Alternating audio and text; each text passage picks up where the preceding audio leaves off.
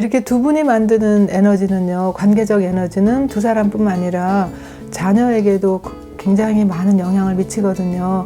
연구에 의하면 이렇게 아이들이 어리면 우리가 부모가 다퉈도 잘 모를 것 같잖아요. 자기 표현을 못하니까. 그런데 아이들은 정말 즉각 반응을 한다고 합니다. 여기 그래프에서 보시다시피 여기 위에 있는 파란 그래프는 엄마의 뇌파 그래프거든요. 밑에 있는 그래프는 아이의 심장 파동 그래프입니다. 그런데 엄마가 아이를 안고 사실은 아무 말도 하지 않았다 하더라도 엄마의 생각이 이렇게 아마 뭐 얘기를 보다가 얘 코가 우리 시어머니 닮았네 라든지 아니면 남편이 오늘도 술 먹고 늦게 오겠지 하는 이렇게 뇌파가 조금 변하는 거에 아이의 심장 파도는 동시에 이만큼 움직입니다. 그만큼 아이들은 엄마의 시시각각 생각이나 그런 감정에 바로 영향을 받는다고 하거든요. 그리고 또 다른 연구에 의하면 부모가 언성만 높여도 생후 6개월밖에 안 된 아기가 소변 속에 스트레스 호르몬이 다량 검출될 정도로 아이들이 굉장한 스트레스를 받는다고 그래요.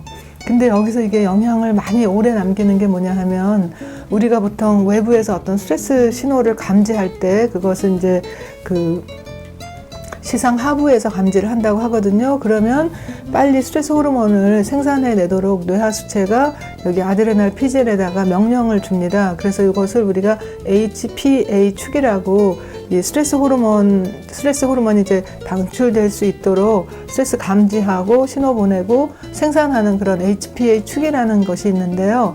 그것이 형성되는 것이 보통 생후 1년 사이라고 합니다.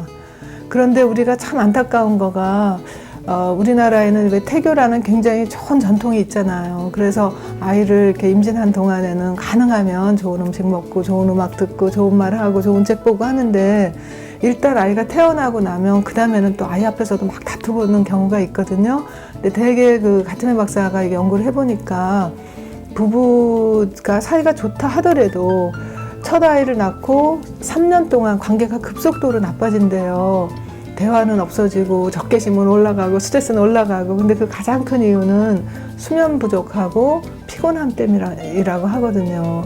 그래서 그 사이에 옥신각신 다투다 보면은 아이들은 이 HPA 축이 굉장히 손상이 되고 망가지게 돼요. 비유를 들자면 숲속에 이렇게 조용하게 아주 작은 오솔길이 깔리는데 아이들이 부모 다투는 걸 보고 굉장히 놀라고 무섭고 스트레스 호르몬이 확 나오게 되면 그 오솔길이 깨지거나 무너지는 거나 다름이 없죠. 그러면 유치원에 가거나 학교에 가도 조금만 어떤 외부적인 스트레스 상황이 일어나면 바로 아이들이 공격적으로 나오거나 아니면 위축이 되거나 이렇게 되거든요. 그렇게 돼서 사실은 그 HPA 축에 손상이 있는 사람들은 나중에 커서도 별일이 아닌 일에도 아유 힘들다 아이고 죽겠다 이렇게 힘들어합니다. 그리고 물론 그럴 때마다 우리 온몸이 굉장히 많은 에너지를 고갈시키게 되죠. 그런데 이제 다행한 건 뭐냐 하면 우리가 이제 이런 걸 알게 됐기 때문에 그래서 이런 그 무너진 그런 HPA 축이라 하더라도 자기가 어디에서 가장 감정적으로 반응이 어려운지 또 그다음에 어떻게 그것을 알아차린 다음에 차단을 하고 그다음에 회복 에너지를 충전할 수 있는지를 배우게 되면 뭐 부모 탓하고 뭐 누구 탓하지 않고도 지금부터라도 얼른 자기가 회복 탄력성을 키워나갈 수가 있는 거죠. 지금 요새는요 뭐라 그러냐면 우리 아이들 키울 때 참 정말 잘 먹이고 잘 입히고 잘 공부시키려고 많이 애를 썼잖아요. 그 환경의 중요성 뭐 너무나 잘 알고 있잖아요. 그런데 요즘 과학자들은 환경 중에서 가장 중요한 것이 관계적 환경이라고 합니다. 그러니까 부모가 서로 냉랭한가 아니면 서로 치열하게 싸우는가 아니면 서로 따뜻하고 우호적이고 편안한가 이것이 바로 관계적인 환경인데요.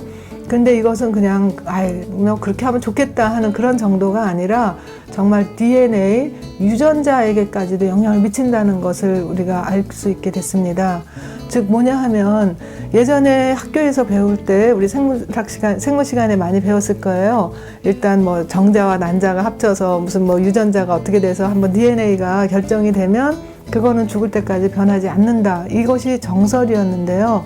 최근 그 유전학, 생물학의 최근 연구에 의하면 그렇게 이미 결정된 DNA라 하더라도 태아 때부터 혹은 신생아 때 혹은 살아가면서 자기가 어떠한 그 환경에 노출되느냐, 그 중에는 뭐 음식도 있고 무슨 뭐 주거 환경 이런 것도 다 있겠지만 특히 어떤 정서 환경에 많이 노출이 되느냐에 따라서 그 이미 결정이 된 DNA 유전자 자체도 이게 발현이 될지 안 될지, 어떻게 될지, 얼마큼 될지 이런 것이 다 달라진다고 해요.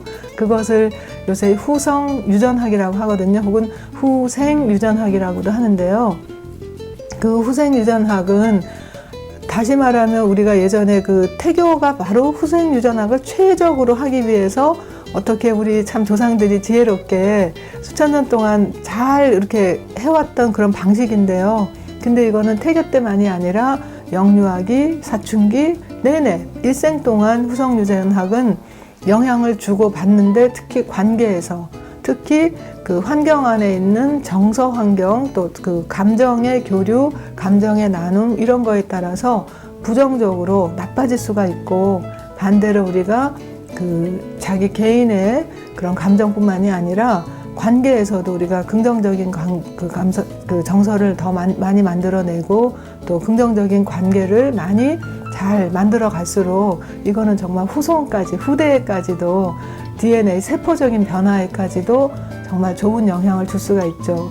그래서 그동안 우리가 사실 굉장히 열심히, 특히 우리 그 세대는 정말 가난에서 벗어나고 경제 성장을 이루기 위해서 정말 열심히 일하고 또 자녀들에게 가능하면 뭐 집도 물려주고 재산도 물려주고 하겠다, 많이 그런 마음이 있으시겠지만 제가 볼 때는 그런 것은 본인들이 열심히 일해가지고 할 일이고, 더 좋은 것은 정서적인 그 따뜻한 감정, 행복, 그리고 관계에서 그러한 것을 우리가 정신적 유산으로 남겨줄 수 있다면, 그래서 할머니, 할아버지 혹은 엄마, 아빠를 떠올릴 때 두 분이 다정하게 서로 위로해주고 서로 이해해주고 공감해주고 행복을 나누는 모습을 우리가 자녀들에게 보여줄 수 있다면, 그것은 DNA까지도 정말 그 세포에까지도 우리가 중요한 영향을 줄 수 있는 아주 좋은 정신적 유산을 주는 겁니다.